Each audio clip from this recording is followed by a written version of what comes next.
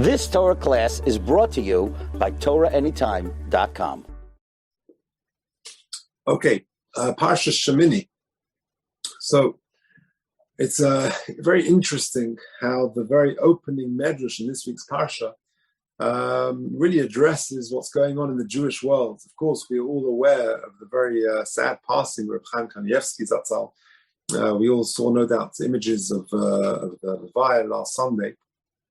And I just want to highlight a medrash at the very beginning of the Parsha, and then I think appropriate that we'll mention an idea of his in his beautiful Sefer Time of Dekra. We'll mention an idea of his on this week's Parsha. But let's just begin with a very interesting medrash. The Pasuk says in the start of Parsha Shemini, "Vayihi b'yom hashmini kora Moshe la'aron levolav u'leziknei Yisrael." The Pasuk says on the 8th day, HaKadosh Baruch Hu kora Moshe la'aron. Moshe Rabbeinu called Aaron, u'levonov and his sons, u'leziknei Yisrael. Now the question is, what are the Ziknei Yisrael doing there? Because later the Pasuk says, "Vel b'nei Yisrael tedaber leimos." It says Rashi, "Ziknei Yisrael." What were they there for? Lashmiam shapia dibur Aaron nichnasu. The Aaron went in al pia dibur because HaKadosh Baruch Hu told him to go in. Umeshamish bekuna gedola, and he officiated because Hashem said so. V'lo yomru me'ilov nichnas. Not that he chose to do it and he was looking for his own honor or glory. What prompts Rashi to say that? So the Sifsei Chacham says because the words of the Ziknei Yisrael are redundant in the Pasuk. Says the Sifsei Chacham, the Kashla Rashi, Lama Kro Ziknei Yisrael. Why does it say those words? Ein loy masherotz ledaber lohen sheyem Yisrael lahakriv karbonim. It can't be that you have to tell Aaron to tell the Bnei Yisrael to bring this carbon. So Ksiv Aaron, the Ksiv Achrom, it says afterwards, Vel Bnei Yisrael tedaber leimai. It says that later. So what did the word Ziknei Yisrael doing? Therefore, Rashi explains that he's not doing it for his own honor, rather, al pi hadibur nichnas, is doing it on the instruction of Hashem. The Medrash, however, gives a different explanation. The Medrash says, this is in Vayikra Rabbi Parsha Yud Aleph Siman Ches, Omer Rebbe Kiva, Nimshelu Yisrael la'oif. The Jewish people are compared to a bird. Ma'ha'oif hazeh einoi pereach b'loi knofayim. Just as a bird cannot fly without wings, Kach Yisrael in Yecholim Lasis Dovar Chutz Mizikneim. So too the Jewish people, they can't achieve anything without their Zakenim, without their leaders and their elders. What an appropriate medrash to begin this week's Parsha, the first Shabbos, with a world without Reb Chaim Kanievsky. One of the Ziknei, the Zakenim of our times. I want to just mention just a couple of things.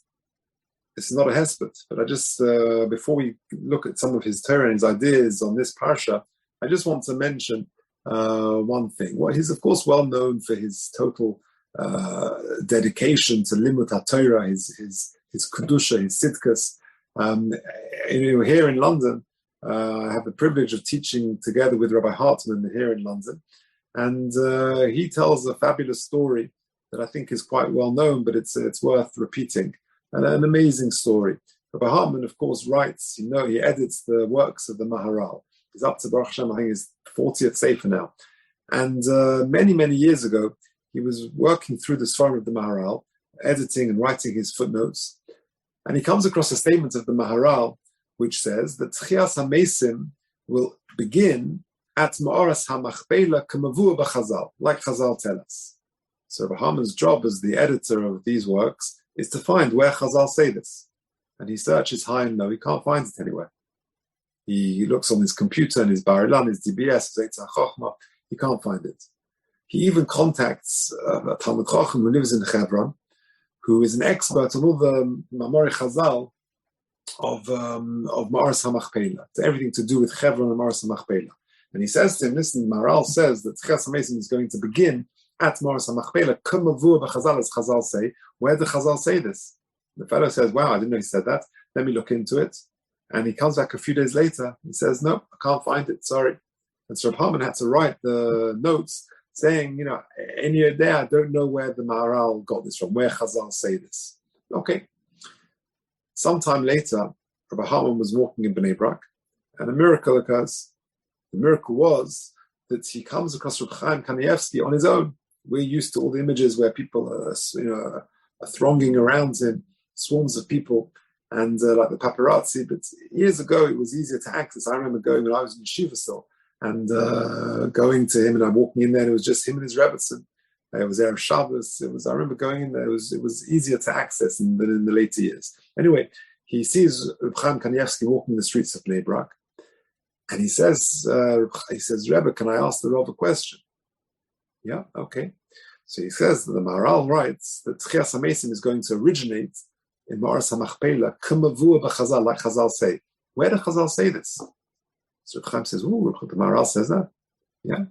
So he starts thinking, he walks a few steps, and he looks at Rabbi Harman, and he says, Talmud Bavli is Nishta. It's not in the entire Gemara, in the entire Talmud Bavli. Takes a couple more steps, closes his eyes. Talmud Yerushalmi is Nishta. It's not in the entire Talmud Yerushalmi. As he's walking, going through, he carries on walking a couple more steps, closing his eyes, thinking, and then he says to Rahman, he says, in Medrash is Nishta. It's not there either. A couple more steps.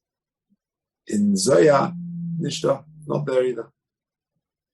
Then he carries on a couple of steps. Tikkunei Zoya. Ooh, there's a mashmois in Perek Vav of Tikkunei Zoya. I think it was Perek Vav. Faster than a computer. His mastery of and Tucker and Bahman looked it up, and there was indeed a mashmois of exactly that comment there. The mastery of Torah, we've all seen and heard stories in Maiselach and what Chaim went through, his daily quota, and what he was Messiah every year. It's beyond description. But I just want to just say one more comment. Aside from all the stories, and there are thousands of stories, and there's all the stories we don't know about. But I just want to make one final comment. We remember many years ago in school, we had a Rosh Kollel who came from Eretz Yisrael. He was Rosh Kollel in Bnei Brak. I remember he spoke to the boys, these are boys 16, 17, 18 years old, and he said that my claim to fame, said this Rosh Kollel from Bnei Brak, is not that I'm a Rosh Kollel in Bnei Brak.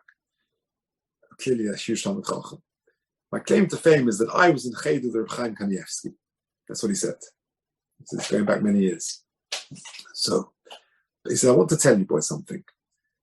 The Reb Chaim's success and his godless is not in that he's got the best brain, he's got the best this or that. Maybe he does. Maybe he's got a photographic memory. Maybe he is a big Ilui. But his greatest character trait is his hasmoda.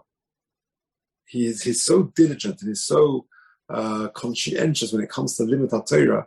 That's what makes him different to everybody else. And that was the message he gave the boys.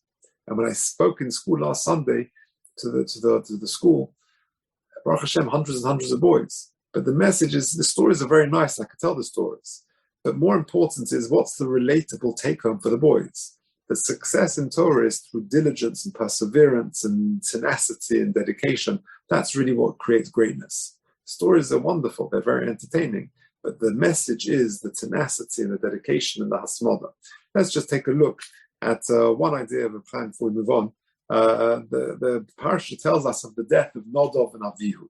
So in his body, he's got many Sfarim, Reb Chaim, and one of the Sfarim we've quoted many times in this forum is Talmud Dekra, where he goes through Chumash, and he's got a different way of looking at things. He picks up points and his encyclopedic knowledge of Kol HaTorah Kula. It's amazing how he pulls things together. So let's take a look at paragraph 2, if you've got it in front of you.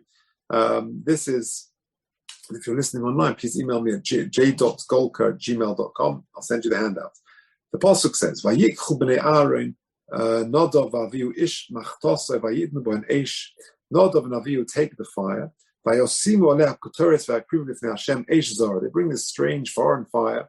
Asher lo tziva osom that they weren't commanded to do. V'teitze eish milifnei Hashem v'toichel osom vayimus lifnei Hashem.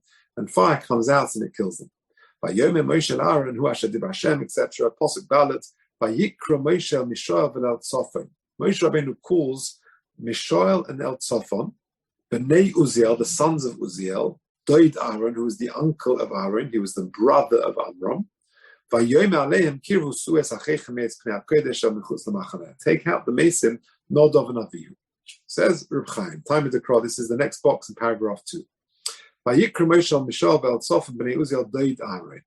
Says Reb Chaim, Rabbi Shel Aaron. What does he mean, the uncle of Aaron? He was also the Rebbe.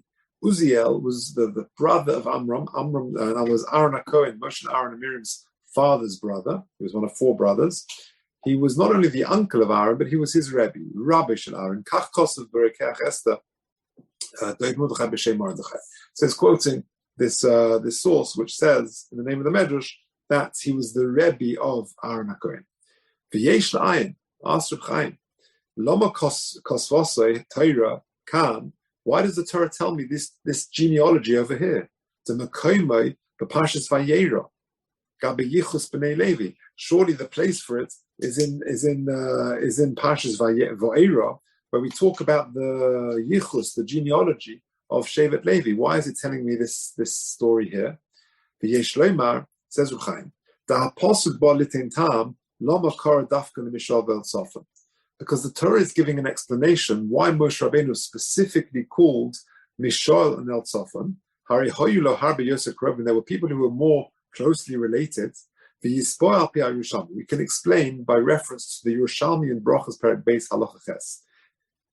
Kedamach Reb Chia Ba'ada. When Reb Chia Ba'ada died, Dor Achdei de Bar Kapora Kabel Rish Lakish Alei Tanchumim. Rish Lakish was Mekabel Tanchumim. He was sort of accepted of the Nechama. He was maybe Sat Shiva, whatever it was. The Rabbi named it Talmid the Bar Nosa Chov V'Lei Kabrei, because when a Talmid passes away, it's like losing a child, and therefore it's appropriate to display avelus on the death of a Talmid. Says Reb Chaim, the given that Aaron had Talmid Uziel, since Aaron was the Talmid of Uziel, so Uziel wasn't able to be involved. He was also in the form of avelus. In Cain, Kashemesu b'nei Aaron, Shayach al Uziel avelus, v'lochein bikesh lebonim sheyitaplu bohen. So therefore, Uziel was unable to help out. He therefore called the sons of Uziel to help out, and that explains everything. That explains why the pasuk says, "Vayikra Moshe Mishav v'El Tzafon b'nei Uziel doid Aaron." Doid Aaron also means the Rebbe of Aaron, and therefore he couldn't get Uziel to help out. He had to get the sons to help out. But this is just an example of Reb Chaim's tremendous mastery of Torah Kula, being familiar with this quite esoteric medrash, connecting it to a Yerushalmi in brachas, and then putting it all together. This is a classic Reb Chaim. No, in Mitzvah Hashem, we should have Nechama, and these Divrei Torah should be in Neshama for him. Let's move on. I want to stick with the topic of the death of the sons of Aaron HaKohen. Let's look at paragraph 3. So, an interesting question. The Medrash says, we've read the Psukim already. If you turn over the page, the Medrash says, it's a Medrash in Perek Chaf on Halacha Hey in Medrash Rabbah, in Vayikra Rabbah. The Pasuk in Eov says, Af l'zois yecher ad libi. The Pasuk says that Eov trembled when he heard about the death of Aaron HaKohen's sons. When he heard, Bono shel Aaron nichnasu l'hakrim v'yotzu srufim, hadol d'chsiv achri moisash shnei b'nei Aaron. So when it says in the Pasuk in Eov, Af l'zois yecher ad libi, it's referring to him hearing the news of the death of the sons of Aaron HaKohen, which of course begs the question, why did Eov tremble upon hearing the death of Nadav and Avihu? What's one got to do with the other? That's the first question. Now, let's move on. Paro's 3 advisors, the Gemara in Sota, famous Gemara, Daf Yud Aleph Amud Aleph, tells us, Amir Reb Chia, on the second box in paragraph 3b. Amir Reb Chia ba'Abba, Amir Reb Simoi. Shlosha hayu ba'isa eitza. There were 3 people involved as advisors to Paro. Bilam, Ve'Eov, Ve'Yisro. Well-known Gemara. Bilam, Eov, and Yisro were all advisors to Paro. Bilam sheyoatz, Bilam, who gave advice to kill the Jewish boys, Neherak. His punishment was that he was killed. Eov sheshosak, Eov remained silent. Nidoin b'Yisurin, he was punished by terrible afflictions. Yisro sheborach, and Yisro ran away because he couldn't be a party to this terrible injustice, this horrible crime of genocide of the Jewish people. Therefore, he ran away in protest. His children, his descendants, would merit greatness of the Jewish people. Fine, that's the end of the well-known Gemara in Sota. 3 advisors to Paro, Bilam, Eov, and Yisro. Bilam was punished by death for advocating and for advising genocide. Eov kept silence and was punished with Yisurin. And Yisro, he protested and ran away, and his children achieved greatness. Well-known in Gemara. Now, another question. We know that that Rashi tells us that what did Nodov and Avihu do wrong? Now, there are lots of different things that Chazal say. Rashi on the Pasuk tells us, he brings two opinions. Rashi says in box C, they were Meir halacha. It's an issa, you're not allowed to Meir halacha if they Rabbi. That's a problem. I'm not going to go into it now, but Masorah, etc., whatever it may be. And Rabbi Shmuel Omer shesuya yayin nichnasu lemikdash. They were shesuya yayin. They were drunk. They had drunk, and then when they went into the mikdash, they're not allowed to. And that's those are the two opinions that Rashi brings. There is another opinion. It's a Gemara in Sanhedrin. The Gemara in Sanhedrin, Dafnun Beis Amud Aleph says, one time Moshe Rabbeinu and Aaron HaKohen were walking. The Nodov Avihu Mahalchin Achareihem. The Nodov and Avihu, the two sons of Aaron HaKohen, the two elder sons of Aaron HaKohen, were walking behind Moshe and Aaron. The Chol Yisrael Achareihem, and all the Jewish people, this massive entourage, were walking behind them. Omer lo Nodov Lavihu, Emosai Yomusu Shnei Zakenim Halolu. Said Nodov to Avihu, when will these two elders, Moshe and Aaron, die? Va'ani va'aton nanhig es hadar, and you and I, Nodov and Avihu, we will lead the generation. Amen. HaKadosh Baruch Hu said to them, we will see who will bury who. In other words, Nodov and Avihu will actually predecease Moshe and Aaron, and they will have to oversee their burial. The question is, according to this Gemara, I understand, according to Rabbi Eliezer and according to Bishmael, the two opinions that Rashi brings, I understand why Nodov and Avihu were punished, either because both of them issued psakim, halachic rulings in front of Moshe, that's not allowed, or they entered the Mikdash, shesuya yayin, having drunk some wine. But according to this Gemara in Sanhedrin, when Nodov says to Avihu, when will these two elders die? And you and I, Nodov says to Avihu, will lead the generation. I understand why Nodov was punished, but why Avihu? What did he do wrong? He didn't say anything. So we've got two questions. Question number one, what's pshat in the Medrash after the Zos, Yo'echer ad libi? Why did Eov tremble when he heard about the death of Nodov and Avihu? And number two, according to the Gemara in Sanhedrin, why was Avihu punished? He merely, it was Nodov who did the speaking. So I once heard, some time ago, from my dear friend, Rabbi Barry Lera, a beautiful explanation of these two questions. The answer is this. The Chazal are telling us that when a person hears something which is inappropriate, he can't just ignore it. He's got to call it out. He's got to protest against the injustice. Nodov says something which is wrong. Mosai says something. Mosai musu shnei zakenim halolu. So Avihu can't just listen. And if you do listen and you don't protest against it, then you're guilty by association. You're aiding and abetting. And therefore, HaKadosh Baruch Hu sees that Nodov says something, and he sees that Avihu doesn't protest it. So HaKadosh Baruch Hu says, Hanira mi kover es mi. HaKadosh Baruch Hu punishes them both. And that's why Eov trembled. Because when Eov realized, when he heard about the news of Nodov and Avihu, he understood why Nodov was punished, but what about Avihu? He then realized, because he was silent, silence also means that you're guilty by association, and therefore you're going to have to be punished. That's why he trembled, because Eov was one of the three advisors of Paro, and his response was silence. He didn't stand up against that injustice. He didn't call it out. And that's why Eov trembled. I'll tell you an interesting thing. There's this, again, Rabbi Lera mentioned this to me, the following amazing anecdote. There's a professor of law at Yale University. His name is Stephen Carter. Professor Carter is black, and he describes moving to a new, until then, all-white neighborhoods in Washington, D.C. This is going back many decades. This is what he writes.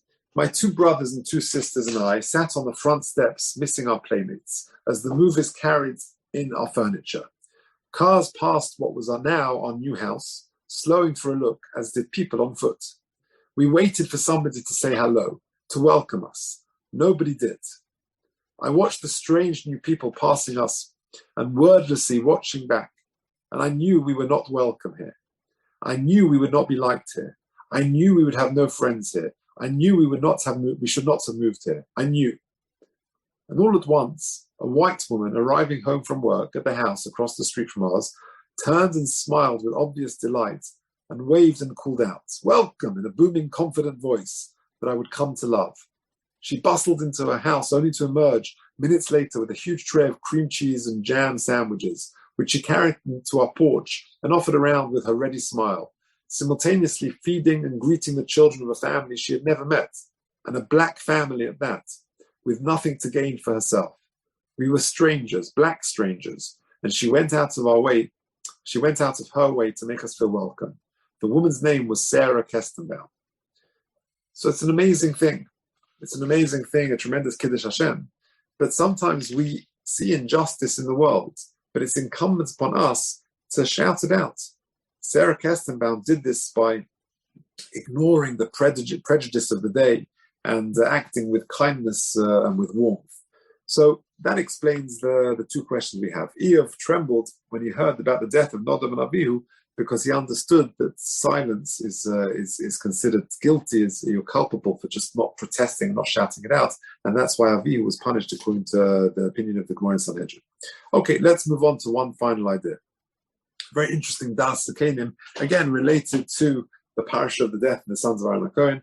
Very interesting Das Sekenim. Let's take a look at paragraph 4, the last paragraph on the sheet. The Pasuk says, "Vayikra Moshe el Mishal be'el Tzofim b'nei Uziel doid Aaron." Okay. Vayom aleim kirvu sues achechem es pnei hakodesh hamechutz lemachane. So he said to Mishal and Tzofim, take out the bodies from the kodesh mechutz lemachane. Says the Das Sekenim. Vayikra Moshe el Mishal. Itzma b'Toras Kohanim. It is learned in Toras Kohanim. Mikan. You see from our pasuk, she'ein hakohanim metamei lemesin, that kohanim are not metamei lemesin. They should not become tomei for dead people. Why? Shaharei Elazar ve'itama lo nitzmu l'Hashem, because they got Mishal and El Tzofon to take out the dead bodies, and not the remaining brothers Elazar and Itama. Says the Das Sekenim Mibali Atosis, two questions. Question number one: the Tema. The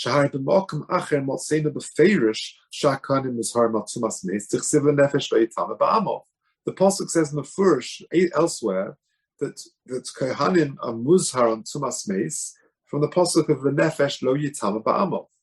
So how can the Gemara say? How can the Toras Kohanim say that the source is our pasuk? Mikan she'ein hakohanim metamein lemesim. Because Elazar and Isama could not become Tommy. But it was Mishal not Tzofim. That's not the source. You've got a clear pasuk in the Torah, lo nefesh lo yitama ba'amov. So what does the Torah going to mean by marshalling a pasuk from our Sedra? Question number one. Question number two. V'oid Elazar v'Isama kohanim hedyotis hayu. They weren't kohanim gedolim. They're regular kohanim. V'lama lo nitzmu la'acheihem. We know the halacha is that a regular kohen can be matame, must be matame, and can be matame for one of the 7 krovim. So halacha today, if you have Rahman son and Mace, and is from a family of kohanim, whether it's a mother, father, spouse, or his wife, in other words, brother, sister, son, or daughter, the kohen should be matame. So why, in fact, why weren't they matame for their brothers? So 2 questions. Why does the Torah Kohanim say that mikan she'ein kohanim metamein lemesin? Because from this week's parsha, there's a pasuk which says mefurish. The source surely is lenefesh lo yitama ba'amov. And second of all, why in fact where Elazar v'Isama kohanim hedyotis, they should have been metamein lemes? What does it mean that they were lenefesh? What does it mean lo nitzmu l'Hashem? So he gives a very interesting answer. Says the Das Sekenim, v'yesh leima, bottom paragraph. When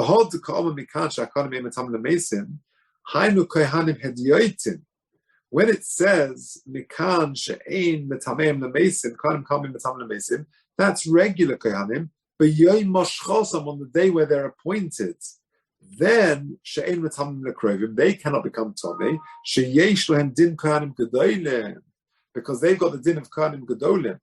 On the day that a kohen, a regular kohen, is inaugurated and becomes a kohen and brings his minchas chavitin, etc., which, by the way, is the same mincha that the kohen gadol brings every day, he has the status of a kohen gadol.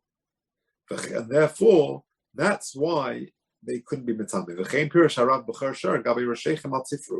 That's what the same part. This is what the Parsha says. The Afagav to Kohanim had al Priya, even though regular Kohanim are not mitzuva on Priya frima of letting the hair grow long and tearing their clothes, etc. To Matame and regular Kohanim should be Matame and therefore should let their hair grow long, etc. But Yom Moshchosam on the day of their inauguration, that day is different, and we know a Kohen Gadol is not Matame. And therefore, since this day took place on the day of the inauguration of Nodov and Avihu as Kohanim, they have the status of Kohanim Gedolim, and therefore there's a different rule. And therefore, Lo Nitmul Hashem. And therefore, the Torah's Kohanim is exactly right. It's bang on. It's saying, that's talking about Kohanim, the Kohanim Hedyotos, regular Kohanim, but Yom Moshchosam on the day they're inaugurated, because on that day they have a din of Kohen Gadol. And therefore, the pasuk which says the nefesh lo yitama ba'amov, that's not addressing this particular case. And therefore, that's why the Torah Kohanim mentions this pasuk. And therefore, and the second question was surely they should have been matam in the mace because they're one of the 7 close relatives. Yes, that's a regular kohen hedget. But on this occasion, they had the status of a kohen gadol, and therefore they're lo nitzmul Hashem. They did not become tamim Hashem. So just to summarize the 4 points that we've mentioned. Number one, how sadly appropriate is that the Medrash, the very beginning of the Parsha, the very first pasuk, by Shemini, Kara Moshe Aaron and Levon and Ziknei Yisrael. Ziknei Yisrael, what's it doing there? Rashi gives one pshat, but the Medrash says that Klal Yisrael are compared to an oaf. Just as an oaf, Eina Perech, but a knafayim cannot fly without its wings, so too Klal Yisrael, we're limited without our Zakenim. And what a loss it was to lose the great Reb Chaim Kanievsky less than a week ago. The Levaya was only on Sunday. And then that beautiful idea that he says, that Reb Chaim says, explaining, putting together the Yerushalmi, this Medrash, explaining the Medrash why Doid Aaron means Rabbi Shel Aaron, and explaining why Dafka was Mishon V'Atzofan and not Uziel, because Uziel was the Rebbe of Aaron, and therefore he's got a din of Abelis. When his Talmud is in Abelis, he also is in Abelis, and therefore he was unable to help out, to take the Mesim out, and they had to get the sons of Uziel, Mishon and Atzofan, to do so. Then we discussed these 2 questions. What does the Medrash mean that Eov trembled upon hearing the death of Nodov and Avihu, and what does that mean? And second of all, why was Avihu punished according to the Gemara Sanhedrin? Nodov was the one who spoke inappropriately. The teretz is being silent, not calling out injustice, not standing up to something which is inappropriate. You are guilty by association. You've got to shout out injustice. And Eov, when he heard that Avihu was punished for being silent and not protesting, that's why he trembled, because he was guilty of the same crime. And lastly, that very beautiful Das Sakeni and Bali Atos was explaining that on the day of the inauguration of being a Kohen, that Nodov and Avihu had the status of Kohanim Gedolim, which explains why the Torah Kohanim mentions this source, not the source of the Nefesh Ve'itama Ba'amov, etc., etc. Okay, we'll leave it there. Thank you for joining, and I wish you a good week. You've just experienced another Torah class brought to you by TorahAnytime.com.